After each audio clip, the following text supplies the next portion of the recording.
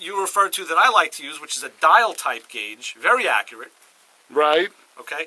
Then you have the newer type gauges like this, which are digital, which I can't actually make work until I put pressure in it. This is a digital tire pressure gauge. Mm-hmm. But the gauge I was talking about was this one made by a company called... Let me see that pencil one again. Oh, the pencil? Yeah. Okay, there you go. Because we started a little late. We're doing tire pressure gauges here. This is the cheapy pencil style that right. you can buy anywhere for $1. Okay. You need to see the others? Or No, we just did. Okay. That's fine. Well, the one I was talking about was the Cyclops. This is the Cyclops gauge. Ooh, what in the hell is that? Something you should also use is a tread depth gauge. This measures the tread depth of your tire. Mm-hmm.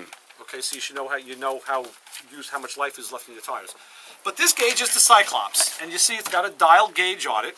Wait, let me zoom in on that. All right, there's a dial.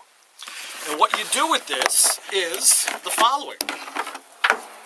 You put one of these hoses on, say, the right tire, whichever one's closest to you. Mm-hmm. This hose is long enough to stretch all the way Give it to Mike. Other side of the car. Give it to Mike. Hang on to that. And you Mike Sims is here with us. Other tire.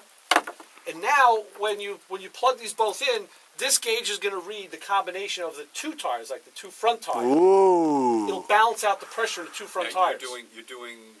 Let's say you're doing two front tires. So you do two front and or two back. You don't go right. left, right. You could do left and right if you're going to keep the same pressure in the tires. Yeah. Okay.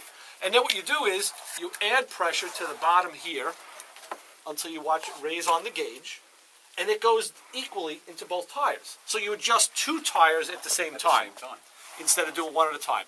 And then there's a bleed valve on the back to bleed off the pressure. Let me see the bleeder. There's the bleeder what does on it retail for?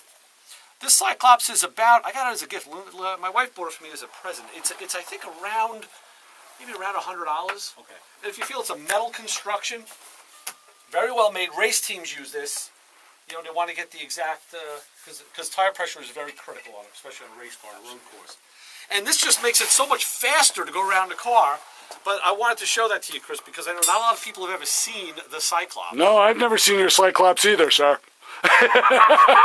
This will give evenly to the two tires you're plugged in with. Yeah, once you plug both tires in, if one tire had 50 pounds in it and the other one had, say, 10 pounds in it, okay.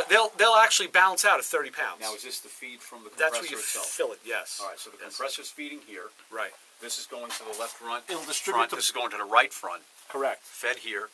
Okay. And the gauge will read the equal pressure in both tires. And it'll differentiate if I'm 5 pound different on one tire. It'll account for it. Well, it's good. No, once you hook the two hoses up, it averages it. So, like I said, if one tire had 50 and one had 10, that's 60 pounds. It would actually distribute it, and they'd both become 30. It would halve it. Okay. That's kind of So, at what point in time do I know that both tires are where they need to be? When the gauge doesn't move anymore. Because you'll see the gauge move a little, and you wait a second. You put air in, it'll move, and you wait for it to stabilize, and that's how you do it. Once you get the hang, in the beginning, it takes a little playing around to get the hang of it, but once you get it, it's so easy to use. It's harder to put the thing away in the blow molded case, I tell you that much, because the hose is like 12 feet long. Alrighty. So there's the Cyclops, and check the tread depth on your tires too, because it's very important. Well, the old way of doing it, right? The cheap way of doing that? With a nickel.